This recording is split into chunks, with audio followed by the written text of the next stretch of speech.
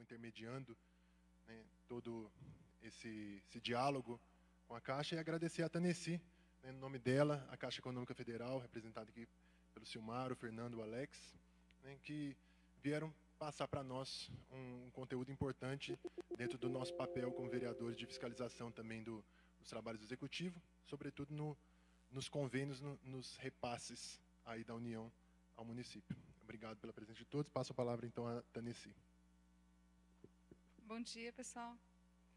Pedir desculpas pelo atraso. Vocês imaginam que a Caixa é muito grande, né, toda cheia de tecnologia, mas a gente está acostumado com coisas mais simples, que eu mesma tenho que mexer no computador aqui do lado, navegar, e aqui vocês têm muita tecnologia que a gente teve que se adaptar.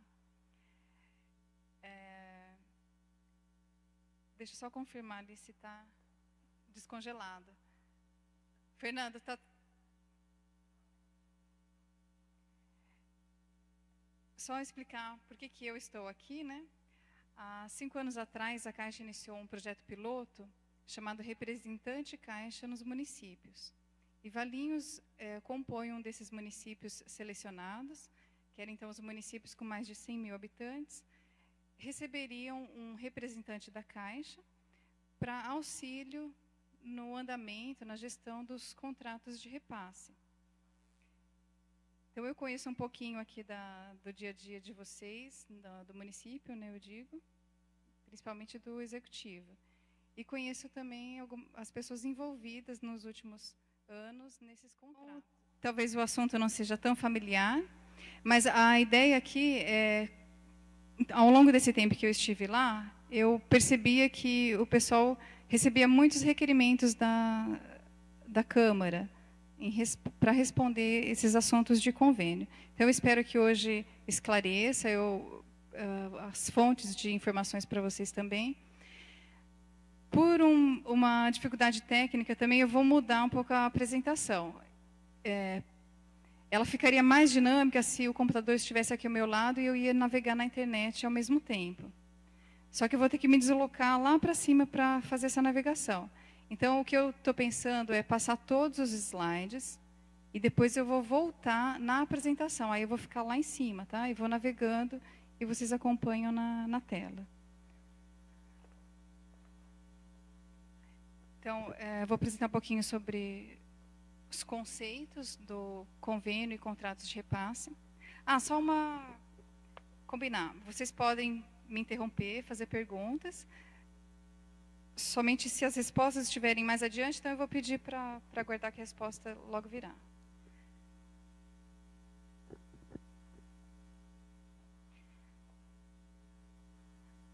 A gente vai abordar um pouquinho sobre convênios e contratos de repasse, sobre esses 2 assuntos que eu quero navegar na internet para mostrar para vocês. Um pouquinho de financiamento e produtos Caixa, aproveitando a oportunidade.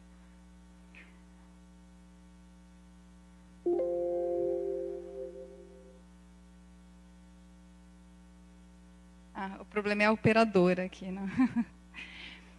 Bom, nós temos para os municípios 2 fontes diferentes de recurso.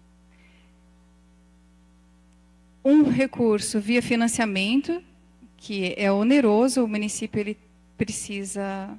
É um financiamento assim como a gente adquire pessoa física, né? Então, para isso é necessário uma análise da capacidade de pagamento do município, porque ele tem um retorno. A prefeitura, na verdade, está pegando um empréstimo que ela tem que pagar nos próximos anos. Por isso, chamado de oneroso. Nesses casos, a Caixa atua como agente financeiro. Já nos contratos de repasse, os recursos são onerosos. Não é um empréstimo, é um recurso sem retorno à fonte. É um recurso da União, que é repassado para os municípios, e nesses contratos a Caixa desempenha o papel de mandatária da União ou agente operador. O assunto vai ficar mais claro nos próximos slides. Então, aqui eu trouxe exemplos de recursos onerosos. São os financiamentos que o município pode contrair. Os recursos ali daquele do primeiro, a fonte é BNDES, mas a Caixa também opera como agente credenciada do BNDES. Então, esses programas são o PEMAT, para melhoria da gestão tributária do município, principalmente. PRONAF, Agricultura Familiar.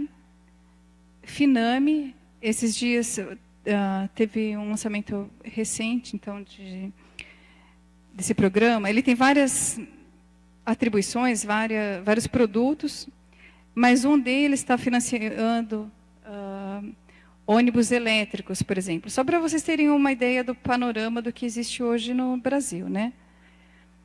Então, a Caixa pode operar com recursos do BNDES.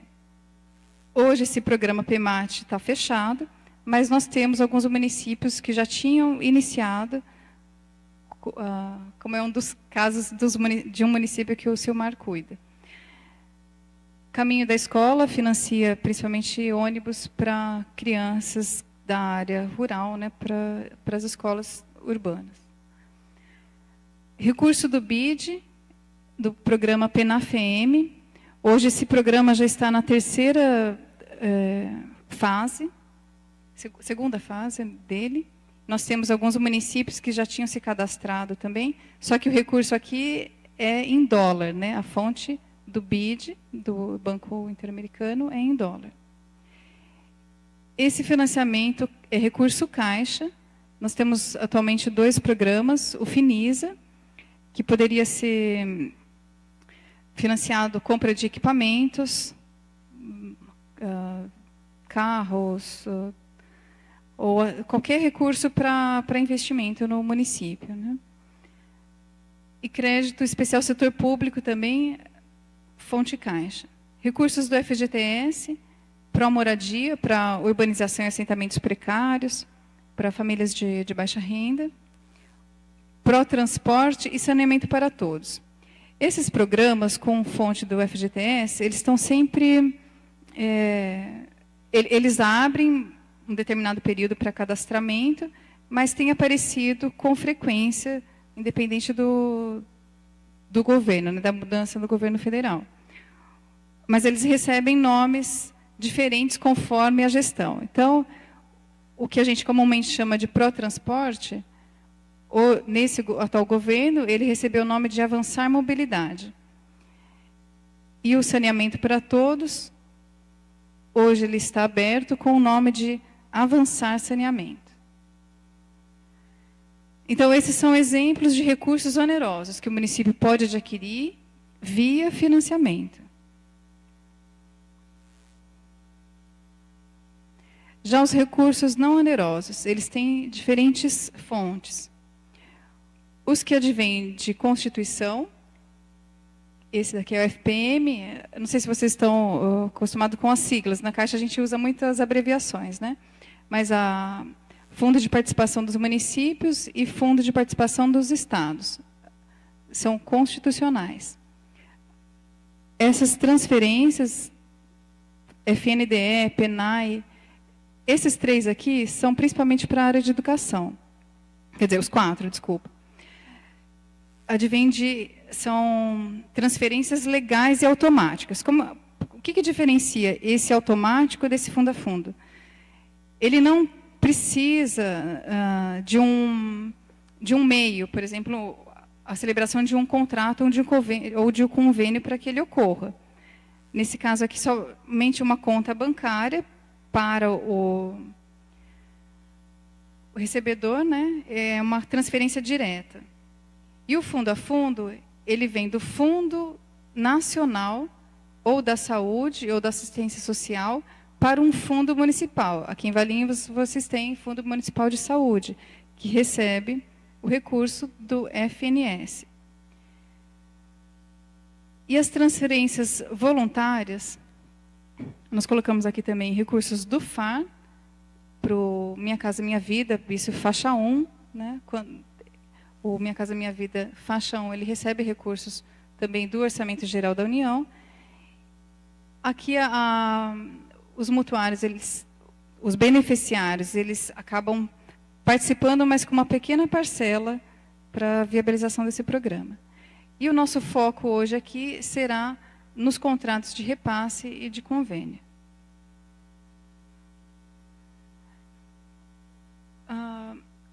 Alguns de vocês já estão acostumados com essas terminologias, né, as portarias e leis. Isso muda com muita frequência e é por isso que a Caixa também quis criar esse papel do representante Caixa, porque a gente era muito atacado com o estigma de que nós éramos burocráticos. E o que a gente vê, na verdade, é que a Caixa ela também tem que seguir todas as leis, portarias. Então, não somos nós que criamos essa burocracia. A gente precisa pedir alguns documentos, mas por força de lei, para seguir as regras de tudo isso aqui envolvido, né?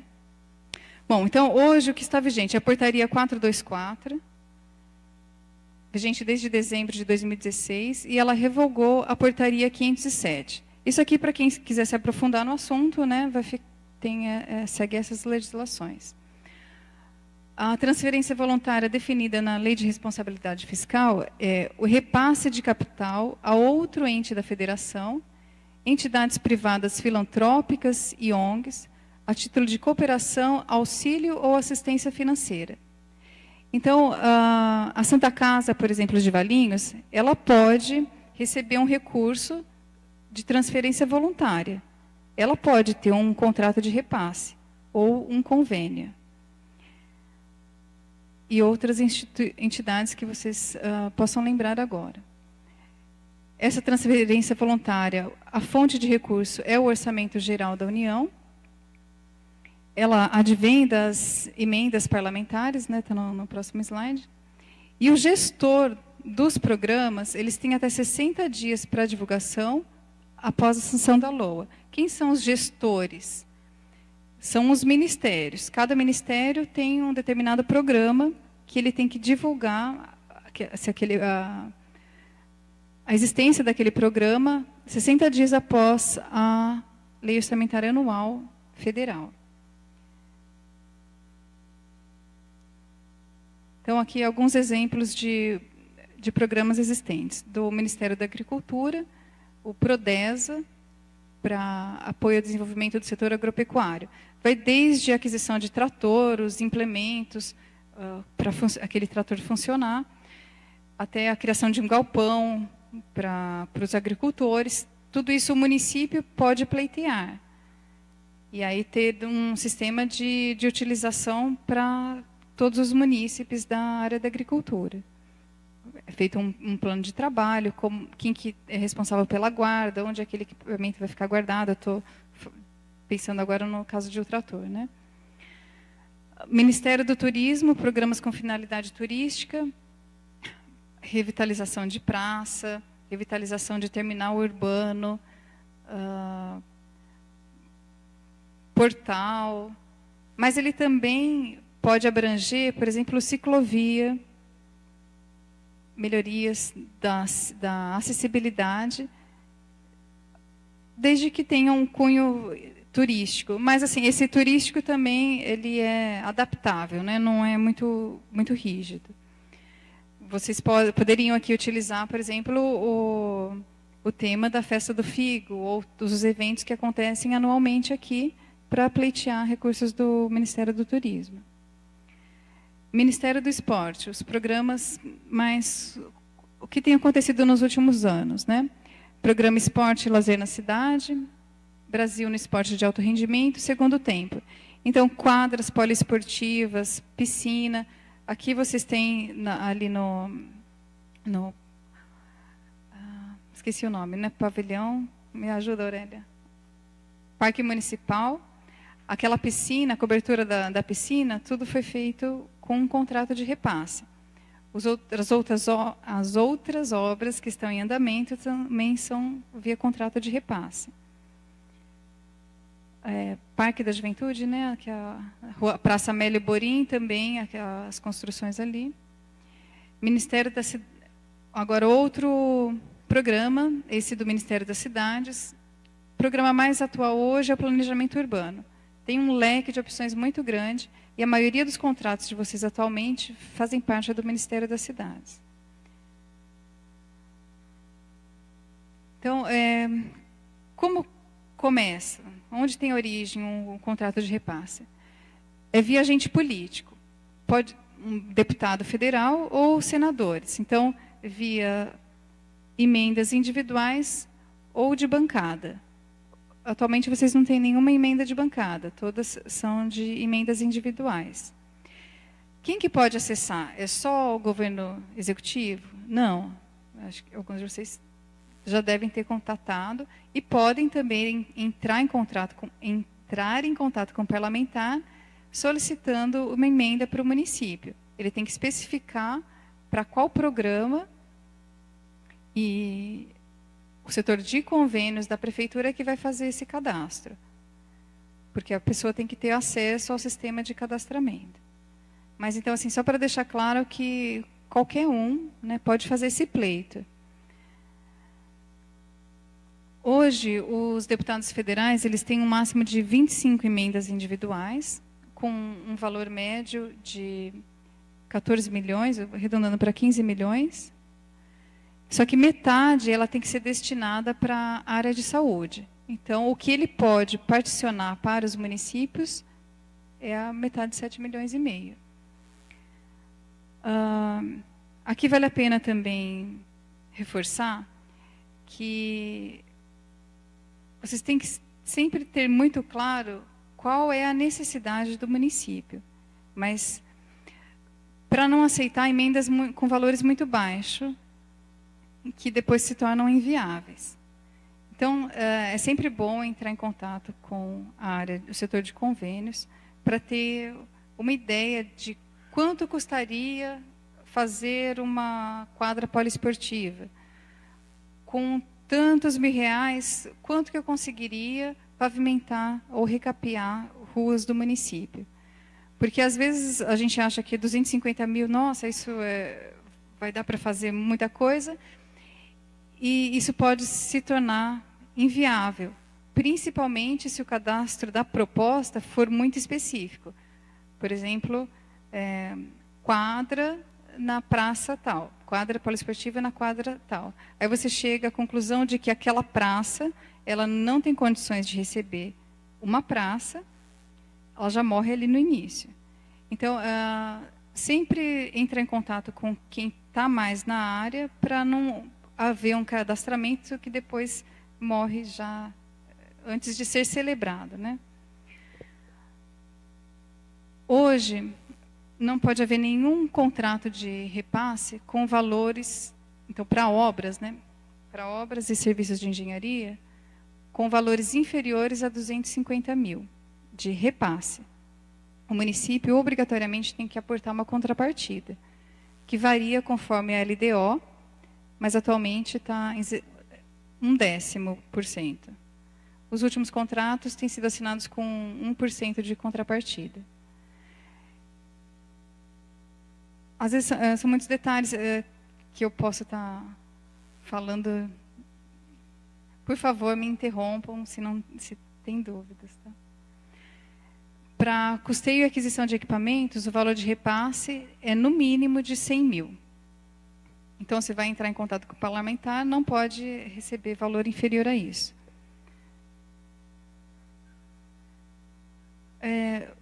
Por que a Caixa está envolvida com isso? Porque desde 96, ela desempenha esse papel de mandatária da União. Isso vem da época dos anões do orçamento. Então, para se evitar um repasse de recurso direto aos municípios, sem um acompanhamento se aquilo de fato estava ocorrendo, os ministérios, gestores dos programas, contrataram a Caixa para atuar como mandatária. A Caixa não é fiscal, mas ela faz o acompanhamento dessas obras para ver se o dinheiro está realmente aplicado sem nenhum sobrepreço e se, de fato, vai ser concluído. Atualmente, houve um credenciamento feito pelo Ministério do Planejamento, Desenvolvimento e Gestão. aberto para as instituições financeiras públicas federais. Então, quem que poderia participar? Banco do Brasil, BNB, BASA, BNDES e Caixa. Então, todas essas instituições poderiam participar desse credenciamento para se tornarem mandatárias. Esse processo, então, é recente, mas somente a Caixa é que apresentou, né, a proposta e foi selecionada. Esse processo ainda continua em aberto, esses bancos podem pleitear também. Mas por que a Caixa consegue ser tão presente nisso? Porque nós temos representações no Brasil inteiro. Então, nós acabamos sendo braços do governo em diferentes áreas, das áreas mais longínquas do país. A área onde eu trabalho é a gerência executiva de governo. Eu tenho colegas que são engenheiros, arquitetos e os operacionais. Toda uma equipe de uma média de 40 pessoas, acompanhando todas as obras aqui na região de Jundiaí e também na região de Campinas, desculpa, e Jundiaí. Se eu somar os colegas de Jundiaí, essa equipe cresce. Mas assim, nós fazemos as vistorias, as obras, o acompanhamento, conforme a solicitação da prefeitura. Isso vai ficar mais claro adiante também. Mas então, essa é uma das justificativas, porque esses outros bancos ainda não estão ou não tiveram interesse de se estruturar para o acompanhamento também dessas obras. Com essa instrução normativa, a Caixa agora ela vai também ser medida por resultados. Essa é só uma explicação de que a gente vai ficar cada vez mais exigente também com o andamento dos contratos dos municípios. Porque nós temos prazos a cumprir, e vocês também. Alguém já ouviu falar no termo Siconve? Gente, vocês estão muito quietinhos. Bom, o Siconve não é um sistema da Caixa, é um sistema do Ministério do Planejamento, mas ele veio para ficar, está recebendo muitas melhorias, e a finalidade dele é trazer transparência a todo esse processo de transferência de recursos. O que eu vou mostrar hoje para vocês é que qualquer cidadão pode acessar e saber com mais profundidade os contratos do município.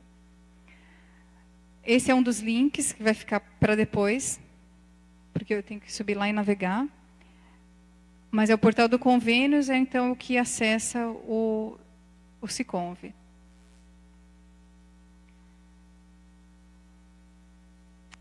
Eu não sei, meu único receio é misturar os assuntos aqui, se eu for fazer a apresentação depois.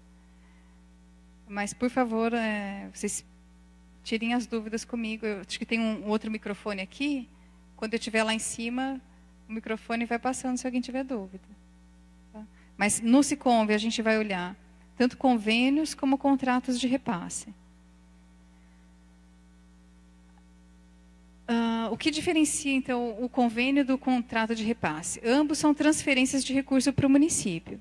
O convênio, ele acontece somente com uma conta bancária na Caixa. Então, a Caixa é somente o domicílio bancário daquele convênio. Mas ela não acompanha. O recurso vem para o município comprar, por exemplo, vamos dizer, o Fundo Municipal de Saúde. Conseguiu um recurso para comprar um equipamento para um laboratório ou para algum posto de saúde aqui da cidade. Recebeu o recurso, pagou, apresentou as notas, mas a gente não faz esse acompanhamento. Esse acompanhamento é direto com o gestor, nesse caso, o Ministério da Saúde. E a Caixa só vai cuidar da regularização da conta e praticamente se encerra. Nós não temos muita participação. Mas a tendência tem sido, então, os órgãos de controle, CGU, TCU, exigirem que os ministérios, principalmente o Ministério da Educação e da Saúde, celebrem contratos de repasse e não mais convênios. No contrato de repasse, existe a figura da mandatária da União. Então, a Caixa, como mandatária, acompanha o percurso desse recurso. Então, no mesmo caso da compra do equipamento, a Caixa faria o acompanhamento visitando em loco, aquele equipamento realmente chegou, a gente afere, né, tira foto, atesta, se for um trator, tira chassi, recebe a nota, tudo isso é uma figura para realmente ter certeza que aquilo foi concluído. Então, as regras mudam com frequência. O contrato de repasse, pela portaria 517, vigente desde 2016, ele criou níveis diferentes para o contrato de repasse. Eu sei que é muito detalhe, mas por que eu coloquei aqui? Só para mostrar que o acompanhamento vai ser diferente depois das obras, dependendo do valor que ela recebe. Eu vou correr um pouquinho, tá, gente? Porque eu estou percebendo que o assunto está um pouco chato, né? Seria mais interessante se eu estivesse navegando, mas vai ter que ficar para depois. Então, só para falar que hoje nós temos, principalmente o município aqui, tem contratos do nível 1 simplificado. A Caixa não faz vistoria na obra a todo momento. Ela virá quando a obra acumular 50% de obra e quando ela for concluída. E nível 4, no caso lá de contratos novos que o município recebeu, fazem parte desse nível 4 simplificado. Algumas dúvidas surgem principalmente nesse ponto aqui. Qual a diferença entre a Caixa? O contrato de repasse é celebrado com o município e com a Caixa. O município aqui recebe o nome de tomador. Quem é que faz o contrato com a construtora? Não é a Caixa, é o município, o tomador. Então, o contrato de execução e fornecimento é entre prefeitura e tomador. A Caixa ela não tem como interferir em todo o processo licitatório. Eu sei porque algumas dúvidas surgem nesse ponto, né?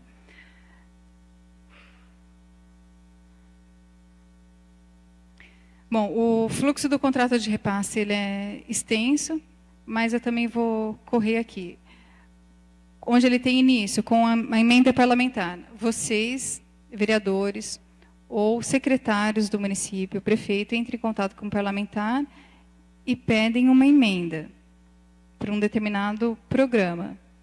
Na verdade, você tem já uma demanda e você já sabe qual programa pleitear. Assim que ele é empenhado, ele é analisado e selecionado pelo Ministério, o município prepara os documentos institucionais, preenche um plano de trabalho do porquê daquele recurso, apresenta para nós uma declaração de contrapartida, dizendo que tem capacidade de aportar aquela contrapartida, e esse documento é entregue então, para a nossa análise. A gente faz uma análise da documentação jurídica, técnica, então dos orçamentos de engenharia, dos projetos, e contrata.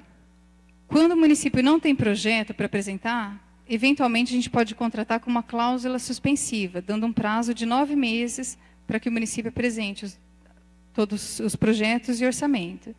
Essa cláusula suspensiva é prorrogável também pelo mesmo prazo, então por mais 9 meses. Quando a gente já recebe, no início, a documentação técnica, a gente analisa e passa dessa fase de avaliação e permite que a prefeitura abra a licitação. Então, a licitação do município não pode ocorrer até que a gente tenha feito o laudo de análise. É importante que vocês tenho conhecimento dessas fases porque, assim que uma emenda é destinada para o município, a gente comunica à Câmara. Tal contrato foi celebrado com o município de Valinhos. Talvez vocês fiquem ansiosos, mas por que não começou? Porque tem as fases. A principal é essa fase de análise e solução da cláusula suspensiva. Se não atender a cláusula suspensiva, o contrato morreu ali.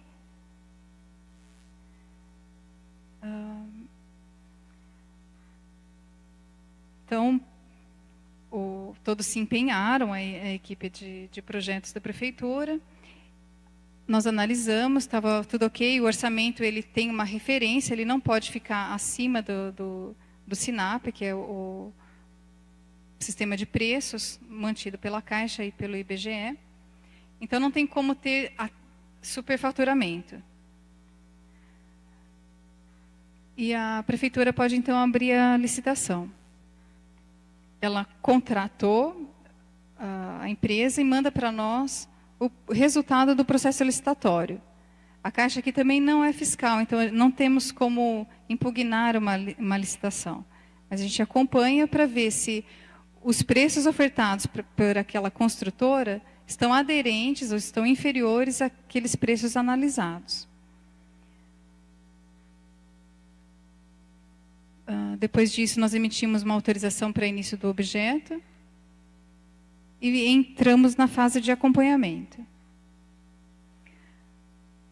A prefeitura, então, pode emitir a ordem de serviço para a construtora, que inicia a obra. Ela vai apresentar os boletins de medição, que a nossa área de engenharia vem acompanhar nos determinados marcos. Então, agora, a partir da portaria 424, nós viremos a vistoriar a obra quando a obra atingir 50%. Então, a gente não vem no início. Por isso, nós não somos fiscais. A gente não está no dia a dia, todos os dias naquela obra. Tá? O fiscal é o fiscal engenheiro aqui da prefeitura. É ele que acompanha a obra. E assim que um boletim de medição é aferido, a gente faz o desbloqueio. Então, por exemplo, a construtora ela apresentou o boletim de medição dizendo que a obra atingiu 30%. Ela executou já a fundação e serviços preliminares. Quando a gente vier aqui, 30%, na verdade, a gente não vem. A gente faz um desbloqueio e a empresa recebe sem a nossa vistoria. Com 50%, a gente vem na obra. Então, ela entregou o boletim de medição, dizendo que a obra já atingiu 50%. A gente vem aferir.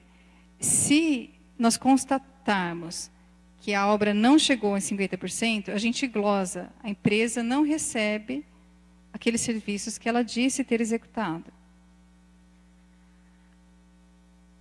Os pagamentos atualmente ocorrem via OBTV, via no sistema Siconv.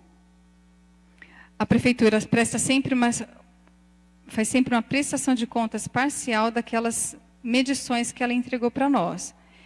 Então, por que o contrato de repasse tem sido preferido pelos órgãos de controle e não convênios? Porque todo esse processo de apresentar um boletim de medição, pagar a empresa, a prefeitura tem que prestar contas daquele pagamento parcial. Ela faz várias prestações de contas parciais e, no final, o contrato está praticamente simples para executar a prestação de contas final. No convênio, isso não acontece. Então, tem muitos convênios pelo Brasil que as prefeituras não conseguem concluir prestação de contas. E o contrato fica ad eterno, né? Porque ela tem que resgatar de anos passados notas fiscais, recolhimentos. Bom, e o contrato se encerra com a prestação de contas final. Gente, olha, eu vou ser sincera, eu não estou sentindo muita animação. O assunto é chato. Eu também não estou à vontade aqui, porque eu gosto de estar próximo do computador. Eu queria ter navegado e ter deixado tudo mais dinâmico. Eu não sei o quanto vocês sabem e aquilo que está muito distante de vocês. Então, por favor, me interrompam, façam perguntas. Tennessee, eu não entendi nada do que você falou. Pode, não tem problema. Porque, então, assim, não estou acostumada com o microfone também. Alguém não entendeu a diferença entre convênio e contrato de repasse? Ambos são transferências de recursos da União, fonte Orçamento Geral da União, para os municípios. Convênio não tem a figura da instituição mandatária. É uma transferência direta para o município. Atualmente tem tido muitos problemas, e esses órgãos de controle, que eu falei, CGU, TCU, têm forçado os ministérios a celebrarem contratos de repasse, que tem a figura da mandatária, para que o acompanhamento ocorra e que o contrato possa ser encerrado. Ok? Ótimo, muito obrigada pela pergunta. Eu fico mais animada agora. No início, se vocês apresentarem uma proposta, construção de um CRAS, vocês têm que apresentar para nós os projetos e orçamento. Eu sou arquiteta de formação. Nos anos atrás, eu fazia esse papel. Então, eu vou até o local e verifico se naquele terreno eu consigo construir o CRAS. Você, no projeto, pode me apresentar, lindo, está maravilhoso o projeto. Tem imagens 3D, eu consigo ver todas as fachadas, mas o terreno está plano. Eu chego lá e é uma ribanceira, é um terreno inclinado. Você vai gastar uma fortuna para nivelar aquele terreno para você fazer aquele seu projeto. Então, nesse ponto a gente fala, essa sua proposta é inviável para esse terreno. Se, no momento do cadastramento, você fechou a proposta, CRAS, vou pegar o exemplo existente, CRAS São Marcos, e eu cheguei lá, e o terreno era aquela ribanceira, você vai falar, e agora? Porque você tirou o projeto da gaveta, você não tinha tempo, você tinha que apresentar. Eu te entendo, eu sei, eu conheço as dificuldades de vocês. Se no bairro São Marcos você não tiver outro terreno para viabilizar aquela obra, morreu ali. Agora, se você, no cadastramento da proposta, foi cadastrado CRAS no município de Valinhos. Eu cheguei naquele terreno, é uma ribanceira, ali não dá? Você fala, opa, calma aí, a gente tem um outro bairro que a gente pode construir o CRAS. Ótimo, então me manda a titularidade daquela área, faz as adaptações no seu projeto para aquele terreno e manda para nós de novo. Aí a gente começa a fazer a análise. Olha, você esqueceu de colocar uma janela aqui. Então a gente vê todos os detalhes do projeto. Vou fazer análise do orçamento. E tais itens estão acima da referência. Você precisa corrigir. Aí eu devolvo para a prefeitura, ela faz as correções e manda para nós. Aí a gente conclui com um laudo de análise. Então, esse é o primeiro ponto, a fase da análise. Então, agora eu vou continuar a sua resposta, mas agora eu posso entrar nessa parte aqui, que se vocês não entenderam atrás, não vai...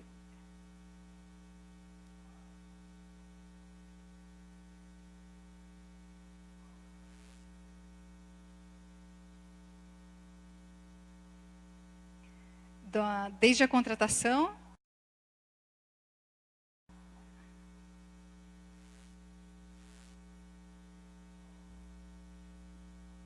Olha, os contratos de repasse têm em média de 5 anos.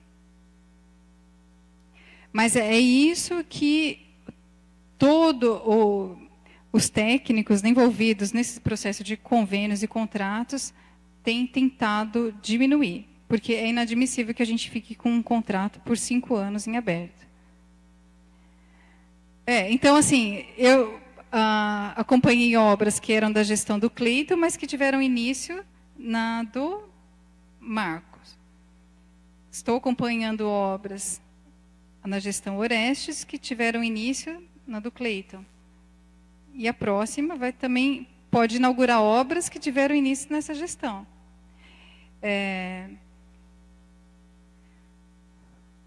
Então, os marcos agora, os prazos, têm sido mais apertados mesmo, para que a gente diminua isso. O município tem, por exemplo, 2 contratos agora, para serem celebrados, ainda não foram empenhados pelo Ministério do Esporte. E tem que apresentar o termo de referência, para já contratar com esse laudo de análise concluído. Aí você já ganha um tempo.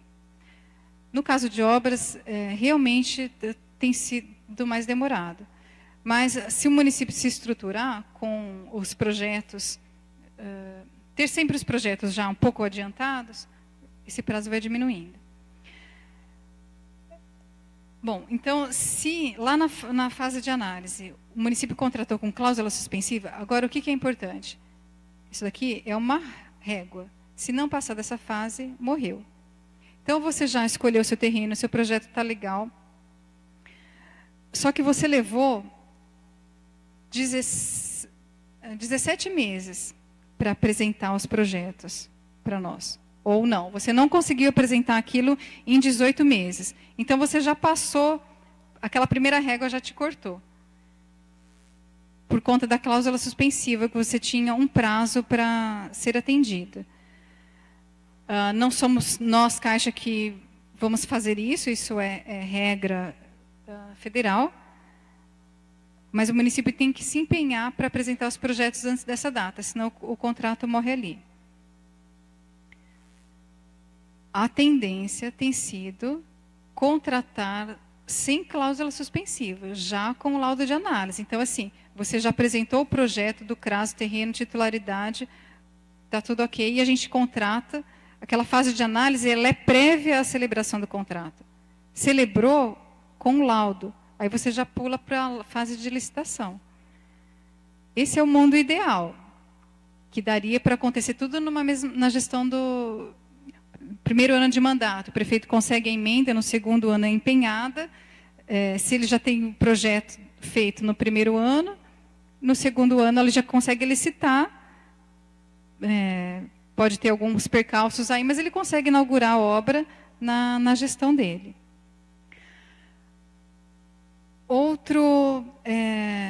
Outra régua, restos a pagar. Então, um contrato celebrado agora em 2018, ele tem que ser executado no ano de 2018. Se não for, ele tem até 30 de junho do ano subsequente. Então, ele tem até 30 de junho de 2019 para ter início de obra.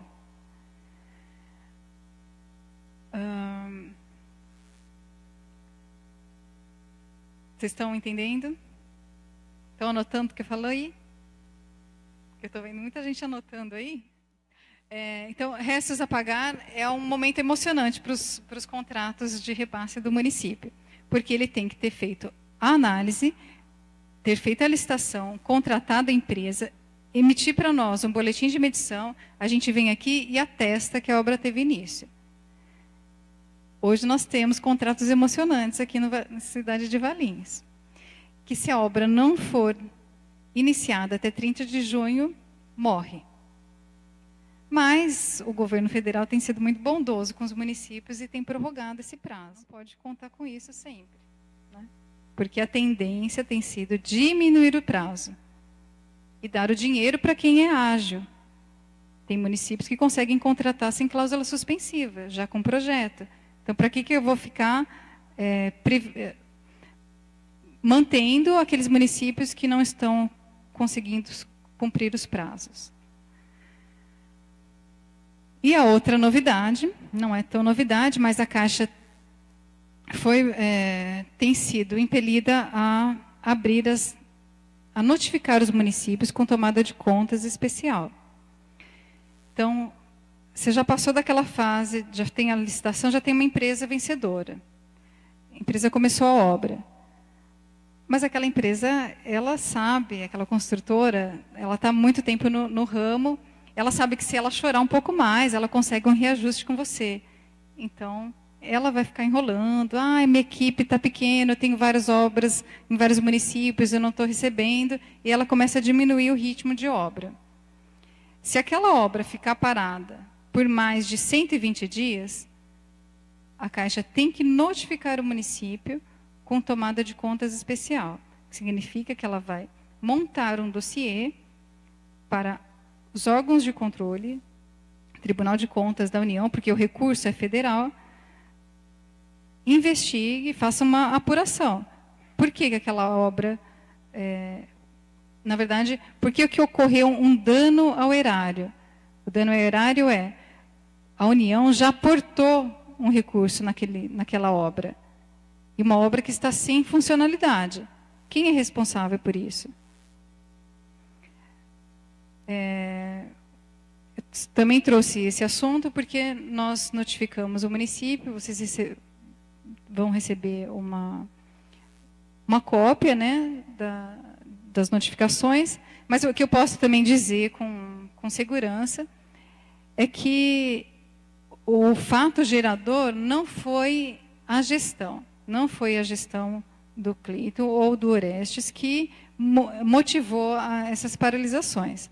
Os casos aqui são da empresa que quebrou e ela paralisou a obra. Estou falando do contrato da piscina e artes marciais. O dossiê, então, a tomada de contas especial ela é suspensa assim que a obra for retomada. A gestão já atuou, uma licitação já está pronta, então a gente vai suspender a tomada de contas e a outra licitação também está por vir. Então, o processo teve início, porque a Caixa teve que fazer isso, não tinha como a gente não notificar o município, porque também nós poderíamos ser multadas e responsabilizadas por não ter tomado nenhuma medida administrativa. Então, isso faz parte do rito, mas assim, eu com tranquilidade digo que nada vai prosseguir, essas tomadas de contas serão suspensas, em breve. Tá? Então, esse é um tipo de questionamento que pode chegar de vocês lá para a prefeitura, e essa é a resposta.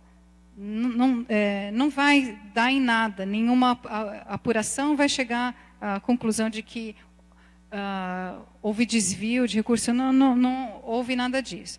A empresa quebrou, ela abandonou a obra. A prefeitura tentou medidas de notificação para ela retomar a obra e ela simplesmente sumiu. Mas isso pode ocorrer, então a gente tem que ficar atento porque as obras não podem paralisar. Chegou 120 dias de paralisação, já tem que iniciar o processo de notificação.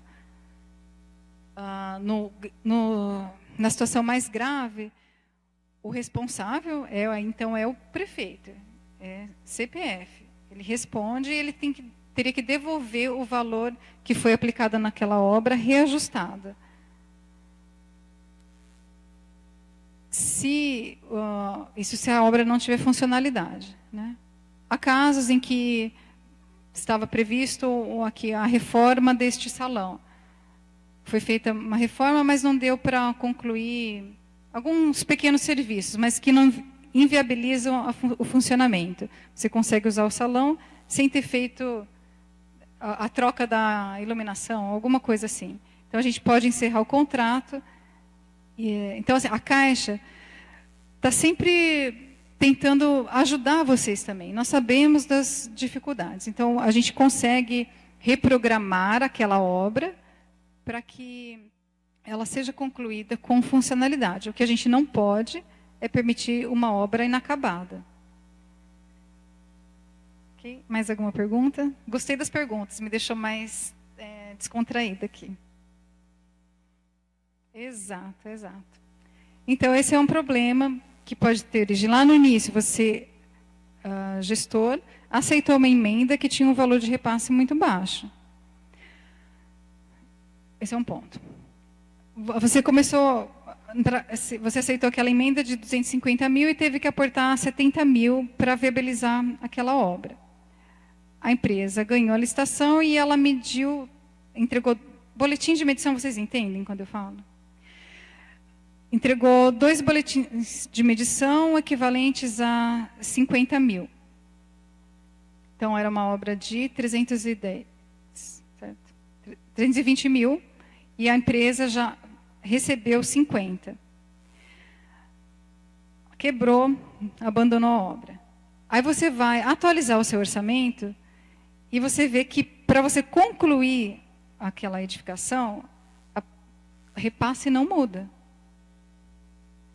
Repasse é 250 mil e ele vai 250 mil até o final. Não pode utilizar correções monetárias. Toda correção volta para o Tesouro. Então, você atualizou daquele seu orçamento de 320, menos 50, e atualizou o orçamento, atualizou para a database recente, e o município vai ter que aportar mais 100 mil para concluir a obra. Isso é recurso de contrapartida. É o município que tem que aportar. Não tem acréscimo de repasse para aquele contrato. Então, mais um motivo para que a obra seja concluída o quanto antes, né? Para também não ficar nas mãos da empreiteira, que vai querer reajustar, e também qualquer reajuste é do cofre da prefeitura. Não é utilizado repasse.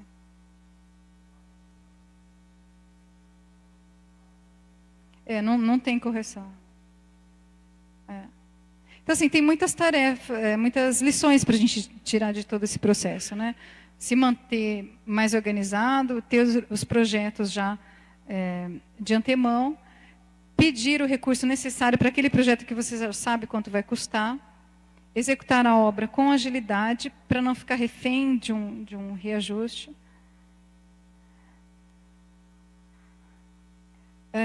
Outros links também para navegar depois, mas isso é coisa recente. Eu acompanhei à distância o Fórum das Transferências Voluntárias terça-feira, e eles lançaram 2 aplicativos, o Siconv Conveniente e o Siconv Cidadão. Tem também um outro aplicativo que é o Siconv Fiscalização. O cidadão comum consegue acessar o Siconv Cidadão e ver as obras que tem no município. É interessante que ele tem uma localização já referenciada, mas eu entrei lá e o de Valinhos não está tudo ali, ainda está incipiente, eles estão bem no início. Mas ele mostra contratos de todas as áreas, turismo, saúde, educação, independente de estar na Caixa ou não. Tá? Siconv não é sistema da Caixa, é sistema do planejamento, e eles estão tentando deixar com que mais transparente, mais acessível a todos nós cidadãos o que acontece nos municípios. É interessante, vale a pena baixar esse aplicativo aí, Siconv Cidadão.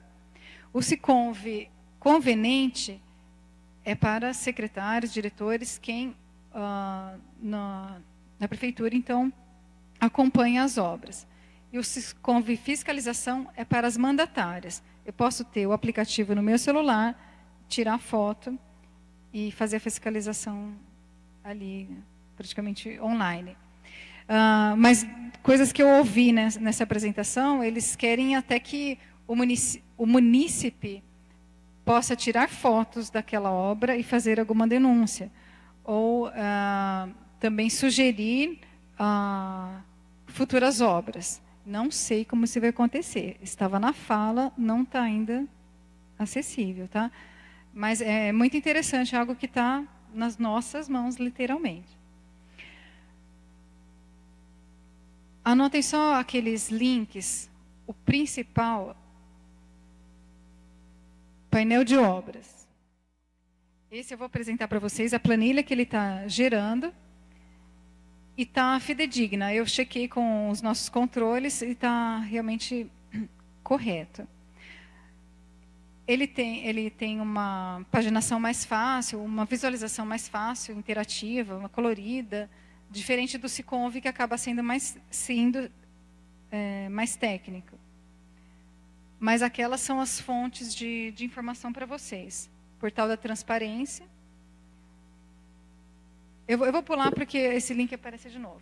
Então, no portal.convênios, esse é o sistema do Siconv. Qualquer um consegue acessar via acesso livre. Então, você não precisa de senha. Eu, como mandatária da União, eu tenho a senha para acompanhamento do contrato. O gestor de convênios tem a senha para inserir os documentos e também fazer o acompanhamento do contrato. Mas qualquer cidadão consegue entrar ali e ver informações. Quanto que foi, quanto de repasse tem aquele contrato, quanto de contrapartida, em que fase que ele está.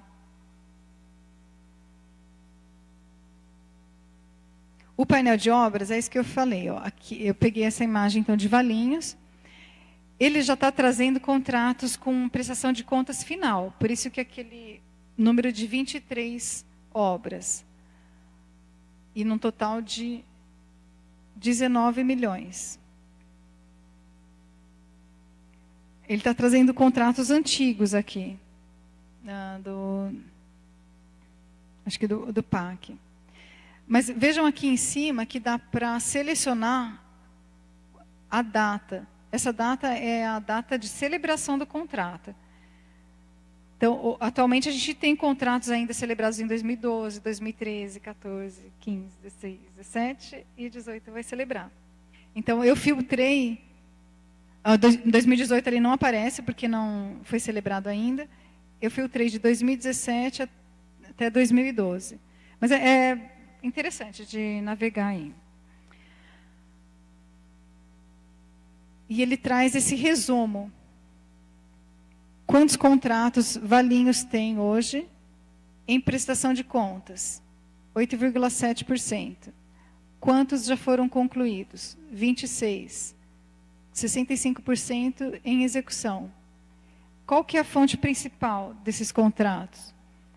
Foram celebrados com o Ministério das Cidades, valor de 12.700.000.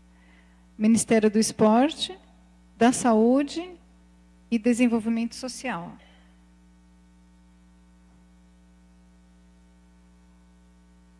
O portal da transparência, ele também traz informações que vocês podem extrair numa planilha Excel aqui, ó, tem planilha detalhada. Você faz o filtro por município. Ele está pegando um período desde 96. Então, por isso que ele está trazendo um volume bem grande aqui de aporte, né?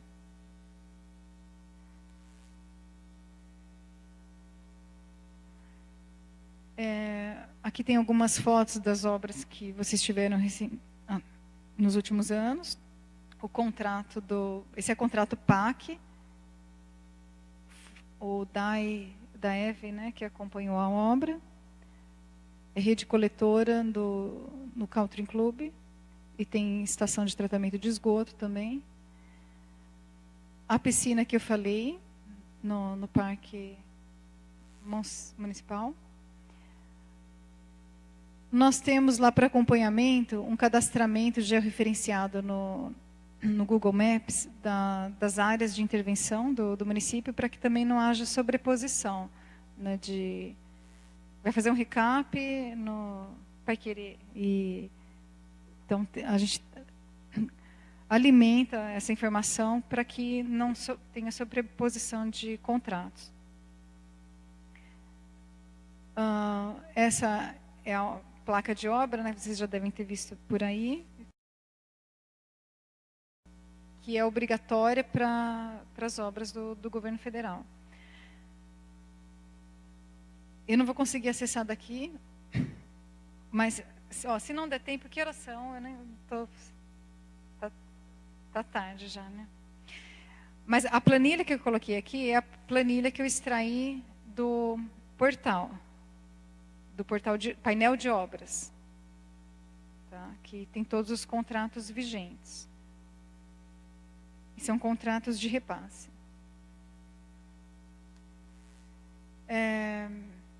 Então, agora encerrando o contrato de repasse, outro papel da Caixa como agente financeiro nos contratos de financiamento. para viabilizar um financiamento, assim como nós, pessoa física, temos que mostrar capacidade de honrar aquela dívida, o município também precisa. Hoje não tem nenhuma manifestação de interesse do município de Valinhos em contrair financiamentos, mas caso venha a ter, vocês aqui na Câmara têm um papel de autorizar aquele financiamento, pela lei autorizativa. Eu trouxe um modelo também, que daqui à distância eu não consigo abrir. Mas eu posso viabilizar, enviar essa apresentação e os modelos para vocês. Hoje a gente tem programas para financiar infraestrutura, saneamento, modernização da gestão tributária, aquisição de equipamentos. Então, assim, tem um leque de opções para viabilizar algumas obras aqui no município.